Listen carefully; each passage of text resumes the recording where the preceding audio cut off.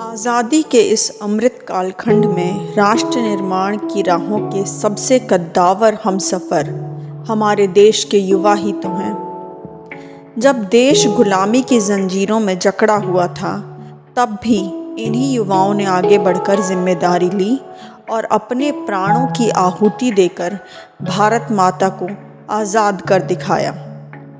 आज देश आज़ाद है, प्रगतिशील है, ज्ञान विज्ञान के हर क्षेत्र में हम तरक्की कर रहे हैं, लेकिन राष्ट्र निर्माण की राह सुगम नहीं बल्कि बड़ी पथरीली है। ऐसे में युवा किसी ऐसे आदर्श व्यक्तित्व को तलाशता है जिससे वह प्रेरणा की रोशनी लेकर वर्तमान की हर चुनौती का डटकर मुकाबला कर सके। युवाओं के सपनों को साकार करने में एक सुदर्शन व्यक्तित्व जो न सिर्फ प्रारंभिक तौर पर आकर्षित करता है बल्कि उनके विचारों से भी सहज मेल खाता है, वो हैं रामकृष्ण परमहंस के प्रिय शिष्य स्वामी विवेकानंद।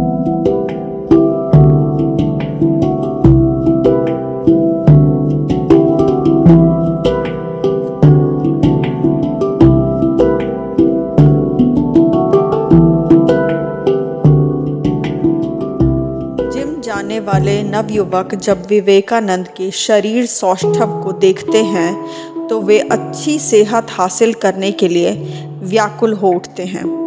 युवा खिलाड़ी अपने कमरों में वीरत्व के भाव से हमेशा अभिभूत रहने के लिए विवेकानंद की तस्वीर टांगते हैं, क्योंकि उन्हें उस भाव का एहसास है जिसे समझते हुए उनके आदर्श स्वामी विवेकानंद कहते थे कि गीता का मर्म समझने से पहले फुटबॉल खेलना ज़रूरी है, ताकि युवा के भीतर स्वयं को मजबूत करने और साहस को महसूस करने का जज्बा पैदा हो।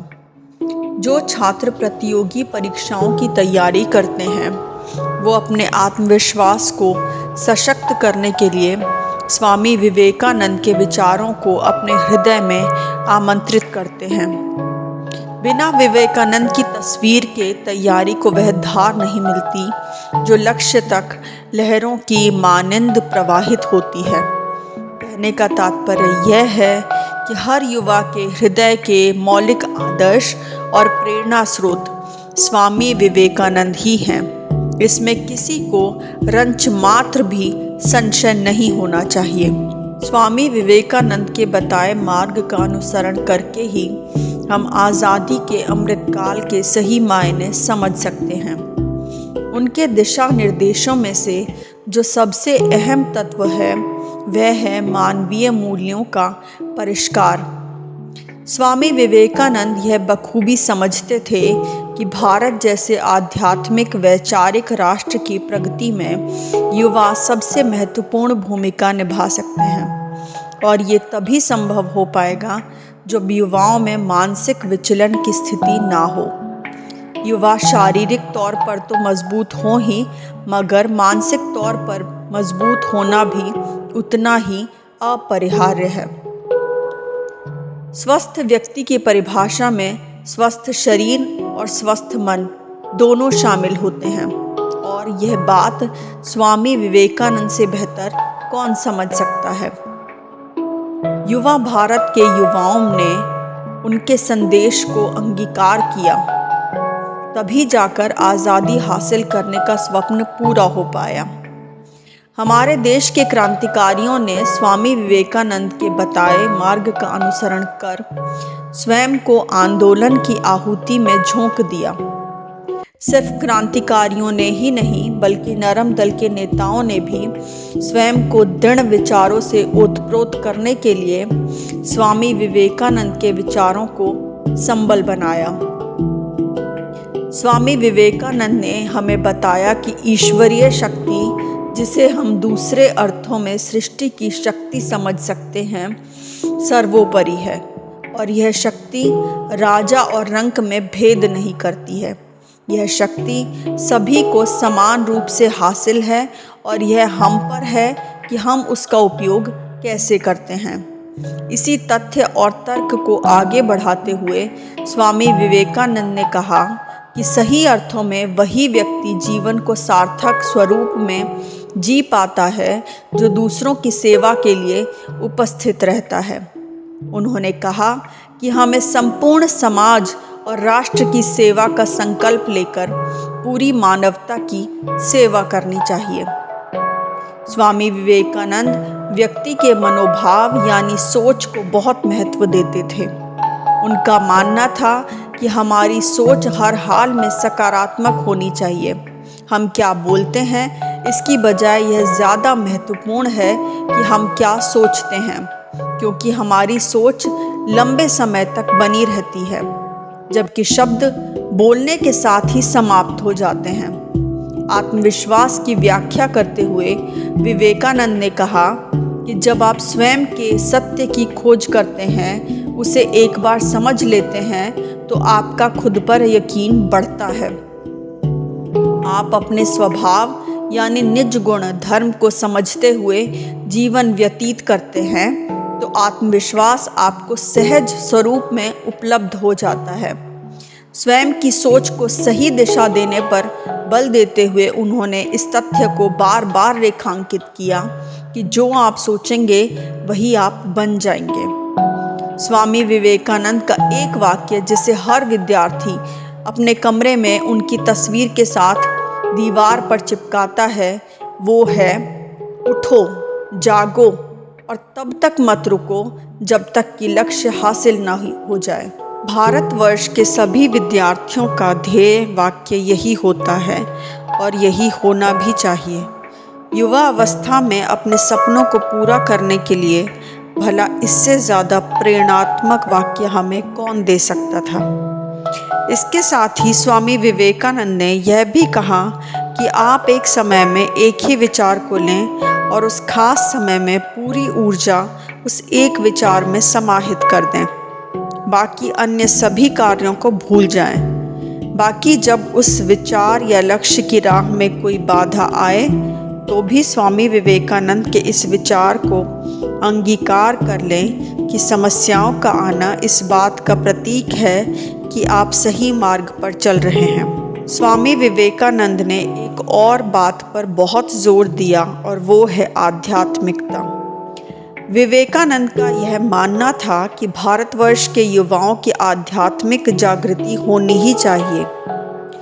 भारत की पहचान एक धर्म को गहरे अर्थों में समझने वाले आध्यात्मिक राष्ट्र की है। ऐसे में आध्यात्मिक ऊर्जा के सहारे ही भारतीय युवा किसी भी क्षेत्र में कोई उल्लेखनीय कार्य कर सकते हैं। विवेकानंद आने वाले भविष्य की नब्ज को पहचानते थे।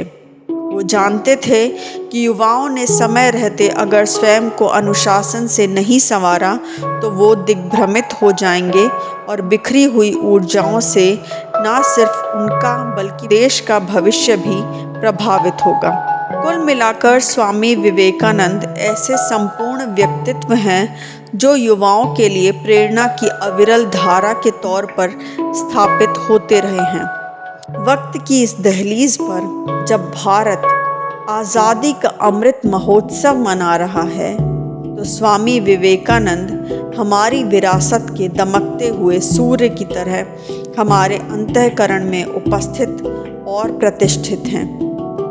सामाजिक, आर्थिक और वैज्ञानिक तरक्की की राह में निराशा के क्षण में अगर कोई हमारे पथ को आलोकित कर प्रशस्त कर सकता है तो वो हैं विवेकानंद।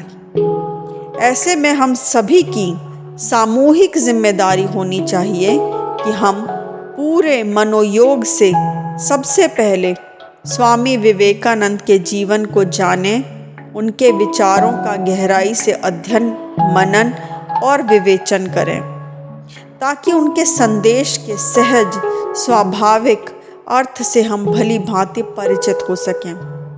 जब हम उनके बताए मार्ग का अनुसरण करेंगे तो निश्चित तौर पर हम शारीरिक और मानसिक रूप से स्वस्थ व मजबूत हो सकेंगे।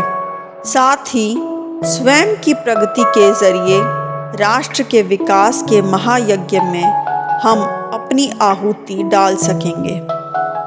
ऐसा तभी संभव हो सकेगा जब हम संपूर्ण मानवता के प्रति कल्याण के भाव को हृदय में संजोते हुए अपनी मजबूत इच्छा शक्ति और अथक परिश्रम के बल पर अपने स्वप्न को निर्धारित कर उसे यथार्थ की धरा पर साकार कर सकें।